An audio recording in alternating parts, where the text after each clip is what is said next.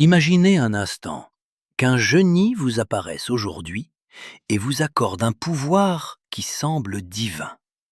Il vous permet de concevoir le monde parfait. Vous pouvez décider des lois économiques, de la distribution de la richesse, du climat politique et des structures sociales. Vous avez le pinceau pour peindre l'utopie. Cependant, il y a une condition non négociable. Vous ne savez pas qui vous serez dans ce monde. Vous ne savez pas si vous naîtrez homme ou femme, si vous serez blanc, noir ou asiatique. Vous ne savez pas si vous naîtrez avec une intelligence supérieure, avec un talent athlétique extraordinaire ou avec un handicap physique. Vous ne savez pas si vous naîtrez dans un berceau d'or à Manhattan ou dans une hutte de boue dans une région éloignée. Vous êtes devant un tonneau qui contient des milliards de boules, et chacune représente une identité humaine. Vous ne pouvez en tirer qu'une seule.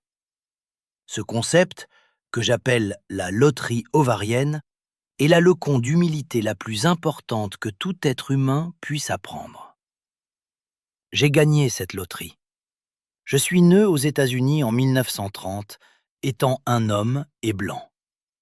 À ce moment et à cet endroit, ces caractéristiques étaient les traits idéaux pour prospérer dans le système capitaliste qui était sur le point d'exploser.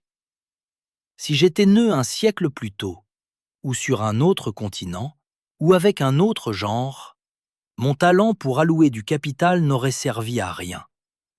J'aurais probablement été le déjeuner d'un prédateur, ou j'aurais vécu dans la misère absolue. Cependant, c'est ici que la plupart des gens se trompent.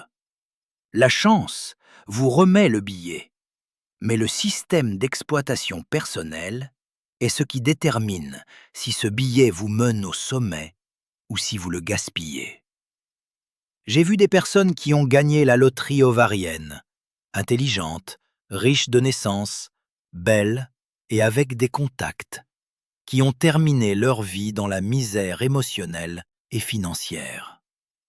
Et j'ai vu des personnes qui ont tiré une boule difficile du tonneau, des personnes d'origine extrêmement humble, qui ont construit des empires et des vies pleines de sens. La différence ne réside pas dans la chance initiale, mais dans les lois d'airain sous lesquelles elle décide d'opérer. La plupart des gens vivent comme des bateaux à la dérive, sans gouvernail. Ils sont poussés par les courants de la société, par les attentes de leurs parents, par les algorithmes des réseaux sociaux et par les cris des annonceurs. Ils réagissent à la vie au lieu de la concevoir. Aujourd'hui, je veux vous remettre le gouvernail.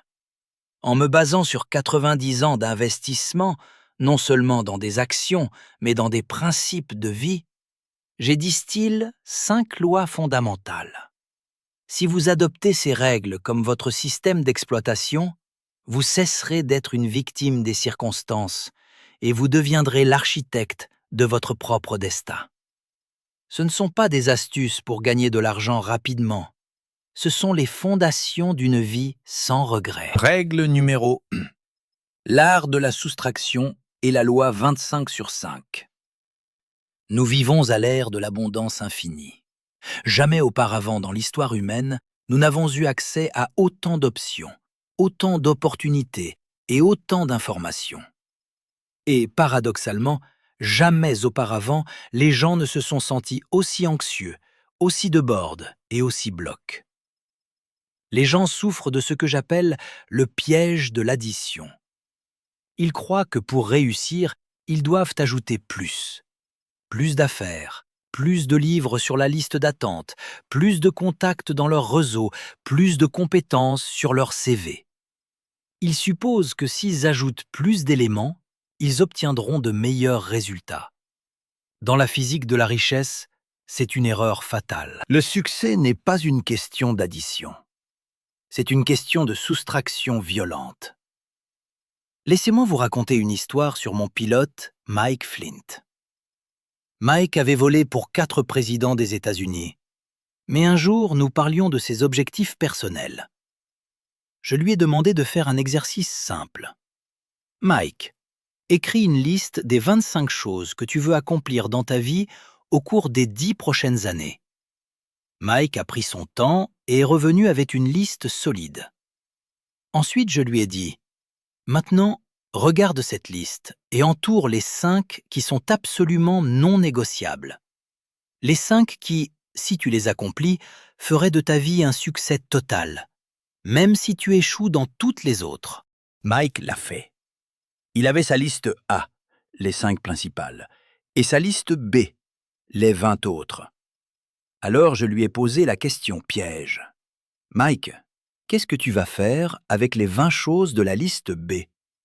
Mike, étant une personne ambitieuse et travailleuse, a répondu « Eh bien, Warren, je vais me concentrer principalement sur les 5 de la liste A. Mais pendant mon temps libre et quand j'aurai de l'énergie supplémentaire, je rayerai celle de la liste B. Ce sont aussi des objectifs importants. » Ma réponse a été immédiate. « Non, Mike, tu as tout faux. Tout ce que tu n'as pas en tour sur la liste B vient de devenir ta liste A évitée à tout prix. À partir d'aujourd'hui, ces 20 objectifs sont tes ennemis les plus dangereux. Tu ne leur consacreras pas une seconde de ton temps, ni un gramme de ton énergie, jusqu'à ce que tu aies conquis les 5 premiers. Pourquoi suis-je si radical avec cela? Parce que les objectifs de la liste B ne sont pas de mauvaises idées. Si c'était de mauvaises idées, elles seraient faciles à ignorer. Ce sont de bonnes idées. Ce sont des idées médiocres qui se déguisent en productivité. Elles vous séduisent parce qu'elles vous font vous sentir occupé. Mais en réalité, elles drainent le carburant dont vous avez besoin pour atteindre les objectifs qui comptent vraiment. L'énergie humaine est limitée.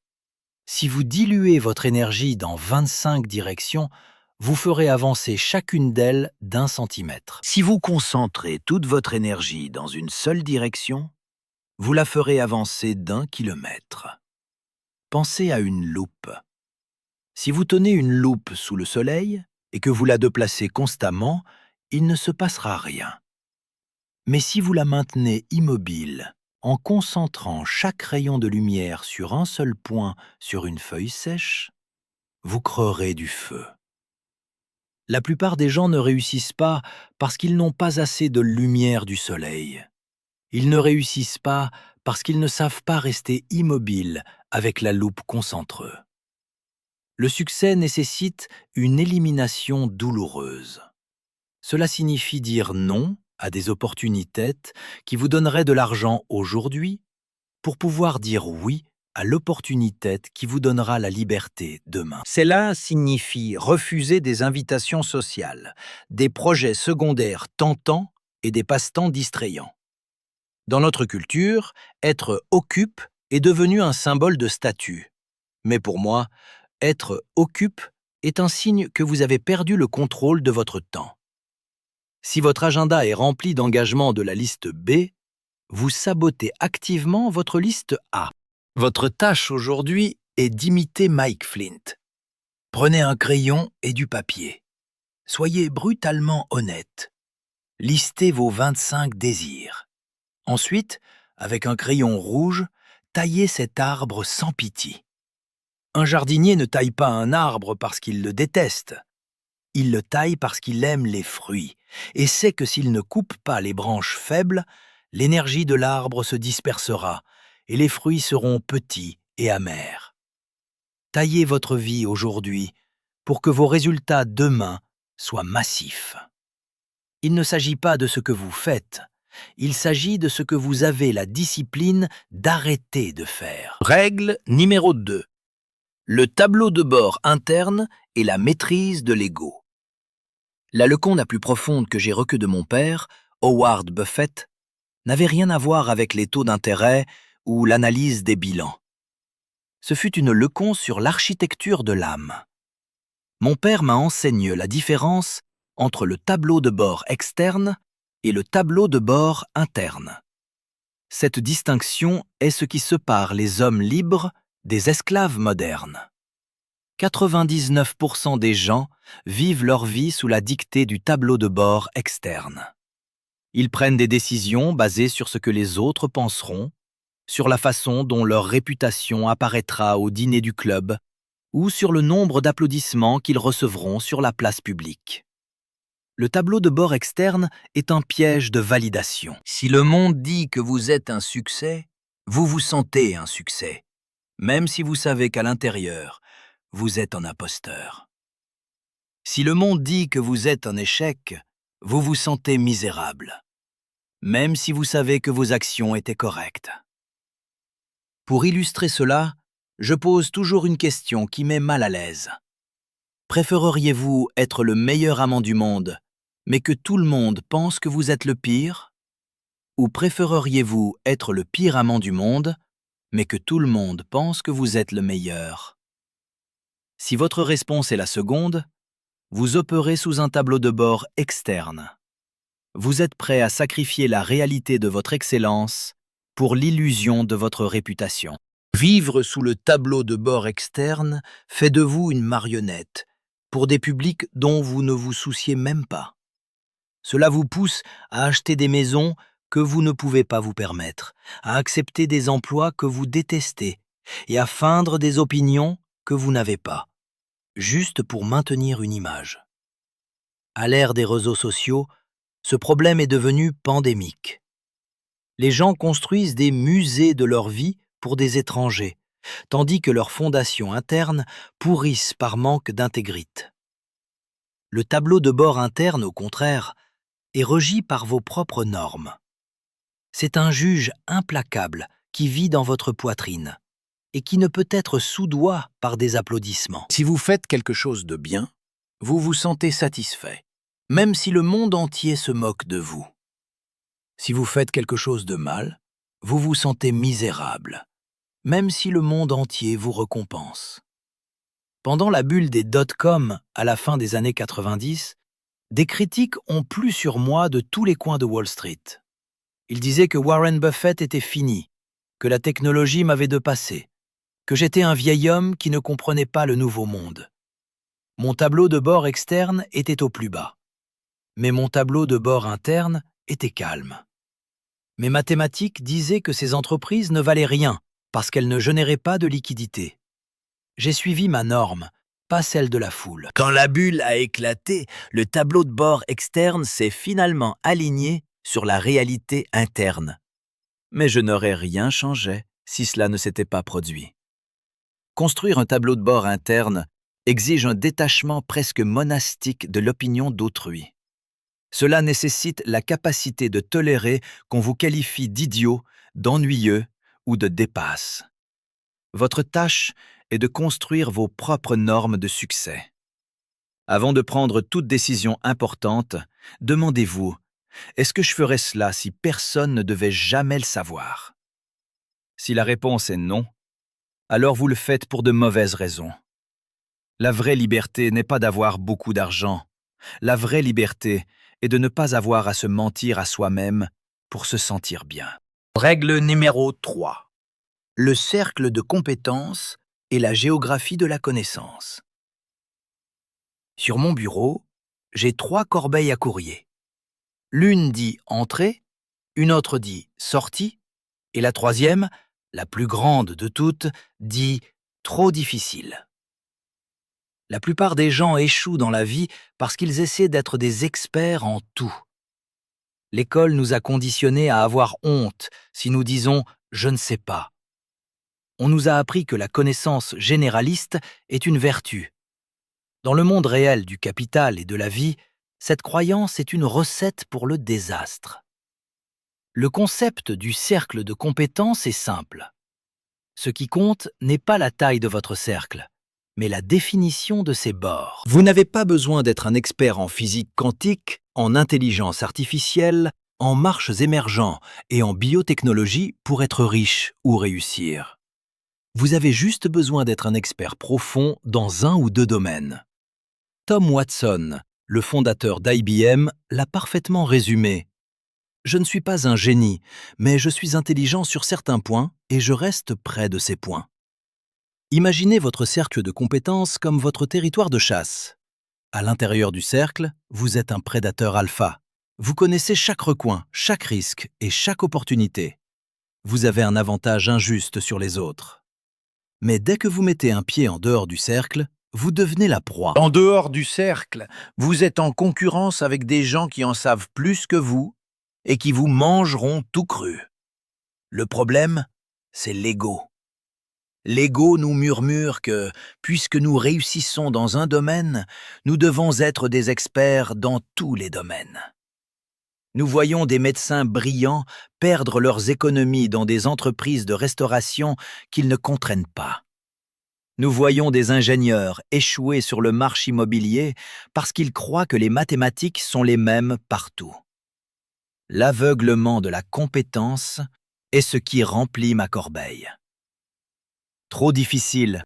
Ted Williams, l'un des meilleurs frappeurs de l'histoire du baseball, a écrit un livre intitulé « La science de la frappe ».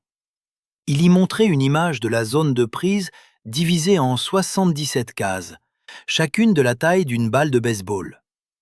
Ted savait que s'il attendait que la balle tombe dans ses points idéaux, les cases où il frappait à point 4-0-0, son succès était garanti. Mais s'il essayait de frapper des balles dans les cases des coins, sa moyenne chutait à 0,230. Au baseball, si vous laissez passer 3 balles, vous êtes éliminé.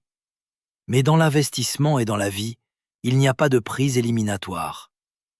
Vous pouvez garder la batte sur l'épaule pendant 2 ans, en ignorant des centaines de lancers, et personne ne vous sortira du jeu. La société vous pousse à avoir une opinion sur tout. La politique étrangère, les crypto-monnaies, l'avenir de l'énergie. Je vous dis, cultivez le pouvoir du « je ne sais pas ». Ne pas parier en dehors de votre cercle est un super pouvoir. Votre tâche est de tracer un cercle autour des choses que vous comprenez véritablement, celles où vous pouvez produire le résultat avec une certitude de 90%. Promettez-vous que jamais, en aucune circonstance, vous ne mettrez votre capital ou votre réputation en jeu en dehors de ce périmètre. La différence entre le succès et l'échec est de savoir où se termine votre talent. Règle numéro 4. La citadelle de la réputation est le test du journal. Quand j'embauche quelqu'un pour gérer mes affaires, je recherche 3 qualités fondamentales: l'intégrité, l'intelligence et l'énergie. Mais j'ajoute toujours un avertissement vital.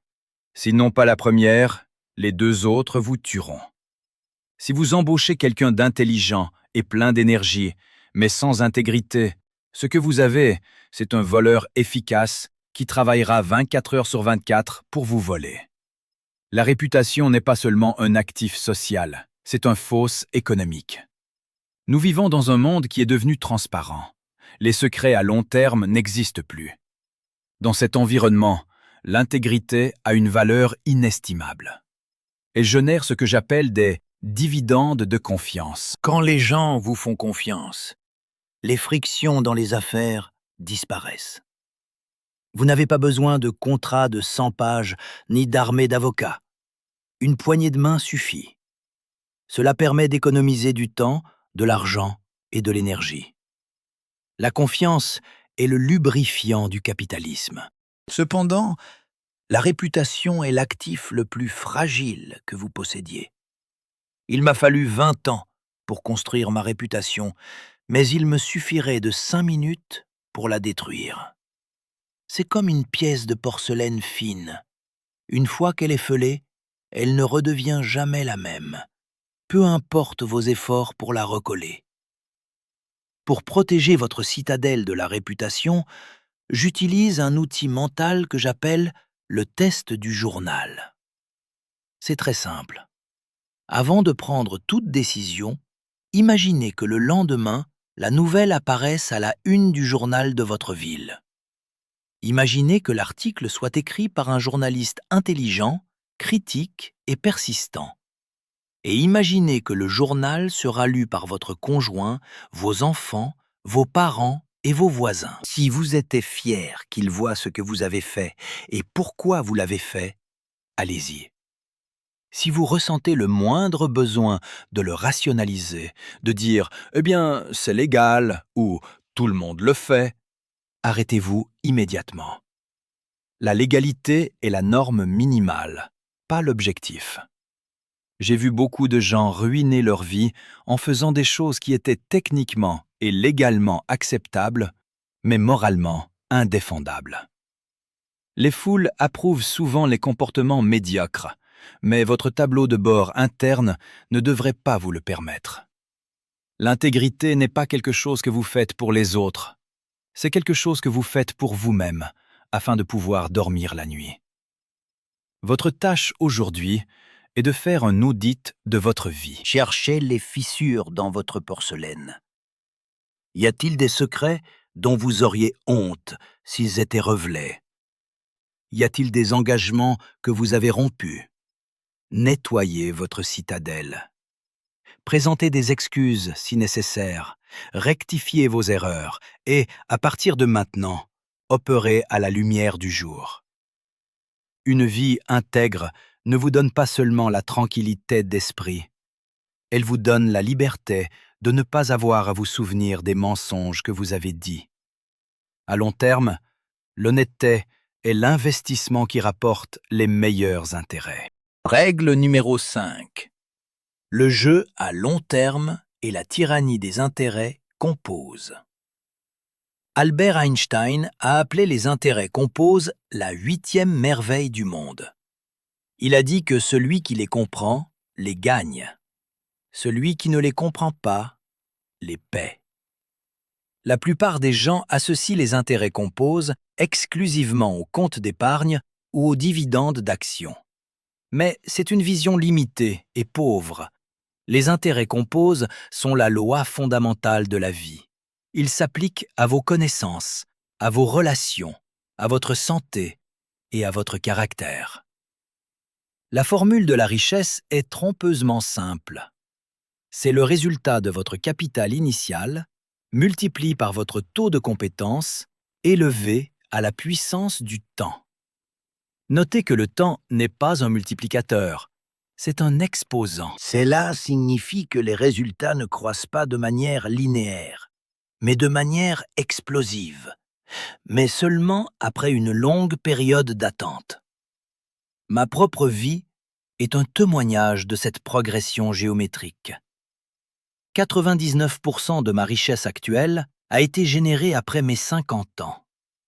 Si j'avais pris ma retraite à 60 ans, comme le font la plupart des gens, personne aujourd'hui ne saurait qui est Warren Buffett.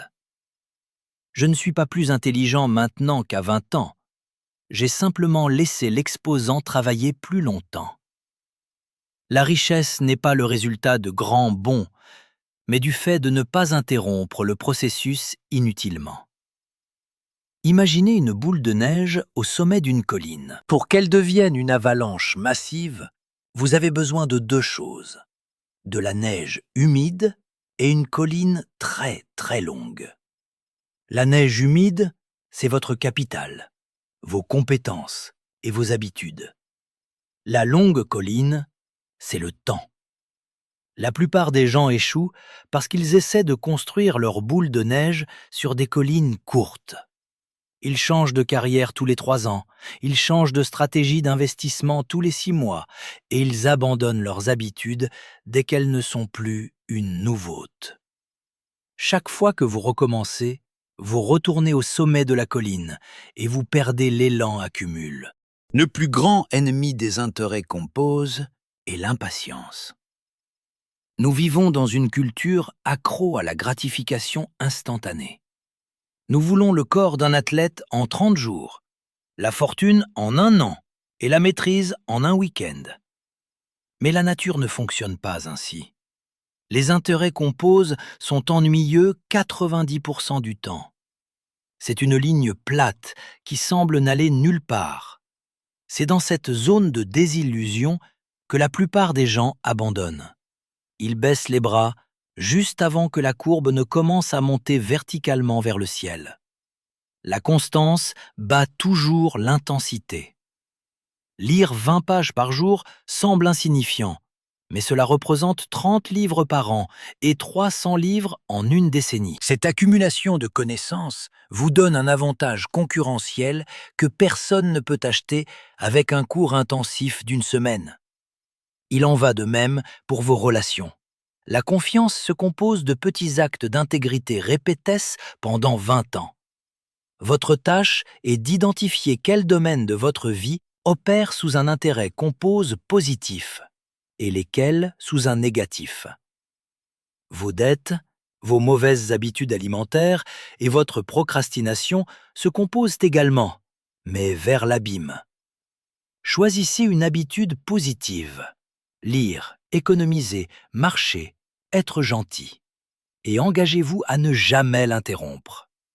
Ne cherchez pas de résultats aujourd'hui, cherchez la fidélité au processus. Le temps est l'ami des entreprises merveilleuses et l'ennemi des médiocres. Faites du temps votre plus grand allié. Conclusion. Le test de la nécrologie est l'ingénierie inverse de la vie. Nous avons parcouru les 5 lois d'Airain. La soustraction de l'inutile, le tableau de bord interne, le cercle de compétences, la citadelle de la réputation et le pouvoir des intérêts composes. Mais rien de tout cela n'a de valeur si vous ne savez pas où vous allez. Pour donner un sens à ce système d'exploitation, nous devons appliquer une technique d'ingénierie inverse. Nous devons voyager jusqu'à la fin de la colline. J'ai atteint un âge où beaucoup de mes amis ne sont plus là. J'ai passé beaucoup de temps à réfléchir à ce qui reste vraiment à la fin. Et je vous assure que, lorsque vous atteignez 90 ans, vous ne mesurez pas votre succès par la taille de votre compte bancaire, ni par le nombre de bâtiments qui ont votre nom grave sur la façade. Il n'y a qu'une seule mesure qui compte, et c'est ce que j'appelle le test de la nécrologie. Imaginez qu'aujourd'hui, c'est le jour de vos funérailles. Regardez les personnes qui sont là, votre famille, vos amis, vos collègues. Maintenant, demandez-vous en toute honnêteté, combien de ces personnes vous aiment véritablement? Et combien d'entre elles aimez-vous? J'ai connu des personnes immensement riches, des hommes qui ont des flottes d'avions et de yachts, mais qui meurent dans la solitude la plus absolue parce que personne ne les aime. Leurs enfants les méprisent, leurs emplois ils les craignent, et leurs connaissances ne sont là que pour l'argent. Ce n'est pas le succès, c'est l'échec le plus catastrophique qu'un être humain puisse connaître. L'amour ne s'achète pas. Vous pouvez acheter du sexe, vous pouvez acheter de l'attention, vous pouvez acheter de l'obéissance, mais l'amour est un sentiment qui ne peut se gagner qu'à travers une vie de gentillesse, d'intégrité et de générosité. Le test de la nécrologie consiste à vivre votre vie aujourd'hui de manière à ce que, lorsque vous arriverez à la fin, les personnes que vous voulez qui vous aiment vraiment. C'est une forme d'ingénierie inverse. Si vous voulez qu'ils disent que vous avez été un père présent, vous devez être présent aujourd'hui. Si vous voulez qu'ils disent que vous avez été un partenaire honnête, vous devez être honnête aujourd'hui. Si vous voulez qu'ils disent que vous avez été une personne qui a laissé le monde meilleur qu'il ne la trouve, vous devez commencer à planter des arbres aujourd'hui. L'argent est un outil merveilleux. Il vous donne la liberté. Il vous permet de ne pas avoir à faire des choses que vous ne voulez pas faire. Il vous permet de protéger les vôtres. Mais l'argent est un substitut minable au bonheur et un substitut inexistant au caractère. Ne gaspillez pas le billet de la loterie ovarienne que vous avez reçu à la naissance. Jouez le jeu de la vie avec intensité, mais jouez franc jeu. Jouez sur le long terme. Vous avez reçu aujourd'hui les clés d'un système qui a fonctionné pendant près d'un siècle. Mais la sagesse sans action n'est qu'un divertissement intellectuel. Ne laissez pas cette vidéo être simplement une autre source d'informations poubelle dans votre cerveau. Prenez l'une de ces 5 règles, juste une, et appliquez-la dès aujourd'hui. Annulez un abonnement inutile. Définissez votre cercle de compétences. nettoyer une fissure dans votre intégrité ou commencer cette habitude qui se composera avec le temps. L'action est ce qui transforme la sagesse en propriété. Le monde est plein de bateaux sans gouvernail, mais maintenant vous avez le vôtre. Concevez votre vie pour que, le moment venu d'écrire votre histoire finale, vous vous sentiez fier de chaque chapitre. La colline est longue, la neige est humide. Commencez à faire rouler votre boule de neige de maintenant. Je suis Warren Buffett et j'espère que vous construirez une vie qui vaille la peine d'être rappelée. Merci de m'avoir écouté.